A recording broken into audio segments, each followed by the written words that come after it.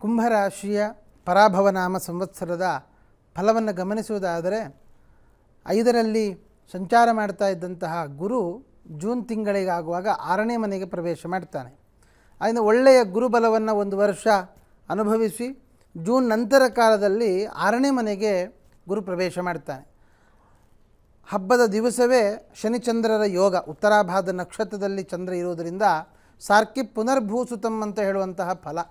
ಆದ್ದರಿಂದ ನಾವೇನು ಕಳ್ಕೊಂಡಿದ್ದೇವೆ, ಕಳ್ಕೊಂಡಂತಹ ಫಲವನ್ನು ಪುನಃ ಪಡೆದುಕೊಳ್ಳುವಂಥದ್ದು. ಅದು ಭೂಮಿಯಾಗಿರಬಹುದು, ಅಥವಾ ಅಧಿಕಾರ ಆಗಬಹುದು, ಸಂಪತ್ತಾಗಬಹುದು, ಯಾವುದಾದರೂ ಕೂಡ ಮತ್ತೆ ಪುನಃ ಮರುಕಳಿಸುವಂತಹ ಸಾಧ್ಯತೆ, ಅವಕಾಶಗಳು ಹೆಚ್ಚಿದ್ದಾವೆ. ಹಾಗಾದರೆ ಗುರುಬಲ ಇಲ್ಲದೇ ಇರುವಾಗ ಹೇಗೆ ಅಂತ ಆಲೋಚನೆ ಮಾಡುವಾಗ ಆ ಶನಿ ನಮಗೆ ಆ ಫಲವನ್ನು ತಂದು ಕೊಡ್ತಾನೆ. ಗುರು ಸ್ವರ್ಕ್ಷೋಚ್ಚಸ್ಥೆ ನೃಪತಿ ಸದೃಶಃ ಅಂತ ಹೇಳುವ ಹಾಗೆ ಗುರುವಿನ ರಾಶಿಯಲ್ಲಿ ಶನಿ ಸಂಚಾರ ಮಾಡುವಾಗ, ತನ್ನ ಸ್ವಕ್ಷೇತ್ರದಲ್ಲಿ ಸಂಚಾರ ಮಾಡುವಾಗ ರಾಜ ಸಮ್ಮಾನವನ್ನು, ರಾಜನ ಸಮಾನನಾಗಿ ಬದುಕುವಂತಹ ಯೋಗವನ್ನು ಶನಿ ಕೊಡ್ತಾನೆ.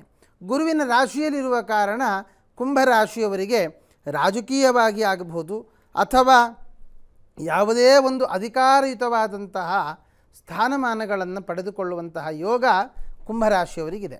ಆದರೆ ಗುರುಬಲ ಕಳ್ಕೊಳ್ಳುವುದರಿಂದಾಗಿ ನಾವು ತುಂಬ ಎಚ್ಚರಿಕೆಯಿಂದ ನಾವು ಒಂದು ಹೆಜ್ಜೆ ಇಡುವಾಗ ಬಹಳ ಗಮನಿಸಿಕೊಂಡು ಎಚ್ಚರದಿಂದಾಗಿ ಮುಂದುವರಿಬೇಕು. ಆದರೆ ಅಕ್ಟೋಬರ್ ನಂತರ ಕಾಲದಲ್ಲಿ ಗುರು ಸಿಂಹಕ್ಕೆ ಪ್ರವೇಶ ಮಾಡುವುದರಿಂದ ಸಪ್ತಮಕ್ಕೆ ಬರ್ತಾನೆ. ಆದ್ದರಿಂದ ಗುರುಬಲ ಅಧಿಕವಾಗುತ್ತೆ.